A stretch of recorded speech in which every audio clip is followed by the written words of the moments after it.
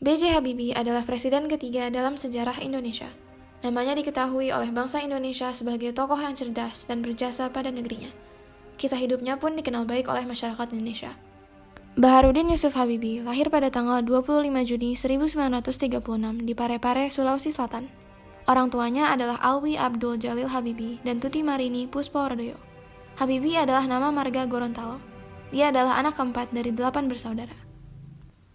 Ia berkuliah di jurusan Teknik Mesin Institut Teknologi Bandung atau ITB pada tahun 1954.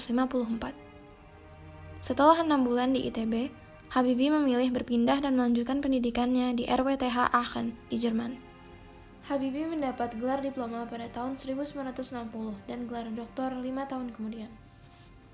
Setelah lulus, Habibie menetap dan bekerja di salah satu perusahaan di Jerman. Di sana, dia menemukan crack propagation theory yang membuatnya dikenal di lingkungan ilmuwan internasional sebagai Mr. Crack.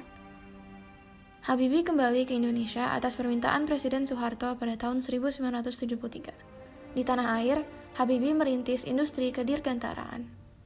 Habibie menjabat sebagai Menteri Negara Riset dan Teknologi atau Menristek selama 4 periode atau 20 tahun dari 1978 hingga Maret 1998.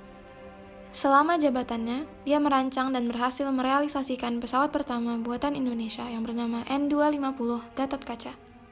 Pesawat N250 Gatot-Kaca berhasil terbang perdana pada 10 Agustus 1995. Habibie kemudian menjabat sebagai Wakil Presiden Indonesia ke-7, menggantikan Tri Sutrisno dari tanggal 11 Maret 1998. Tidak lama setelah itu, saat Soeharto mengundurkan diri pada 21 Mei 1998, Habibie sebagai Wakil Presiden menggantikannya sebagai Presiden Indonesia ketiga. Masa kepresidenan Habibie dimulai dengan negara dalam kondisi kacau akibat kerusuhan dan krisis ekonomi.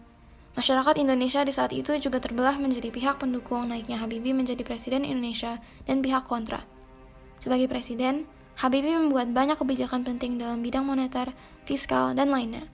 Di antaranya adalah menerapkan Bank Sentral Independen, UU Otonomi Daerah, membebaskan narapidana politik, mengembalikan kebebasan pers, dan melepaskan Timur Timur mengikuti hasil jajak pendapat rakyatnya.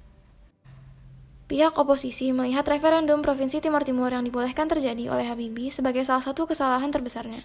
Dalam sidang istimewa MPR, Habibie meminta untuk mempercepat pemilu yang seharusnya pada tahun 2002 menjadi tahun 1999. Dan pada sidang umum MPR 1999, Habibie memutuskan untuk tidak mencalonkan diri sebagai presiden setelah laporan pertanggungjawabannya atas referendum Timur Timur ditolak oleh MPR.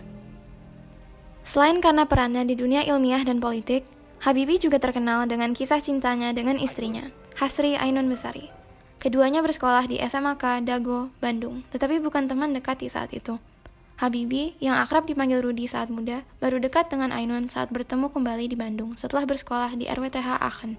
Sebulan setelah menikah pada 12 Mei 1962, keduanya terbang ke Jerman, dengan Ainun memilih untuk mengikuti kehidupan Habibie di kota Aachen. Kisah hidup mereka dituangkan Habibie dalam buku Habibie dan Ainun, yang kemudian diadaptasikan ke dalam bentuk film. Habibie menjalankan hidupnya dengan semangat menuntut ilmu dan keinginan membangun bangsa Indonesia untuk menjadi lebih baik.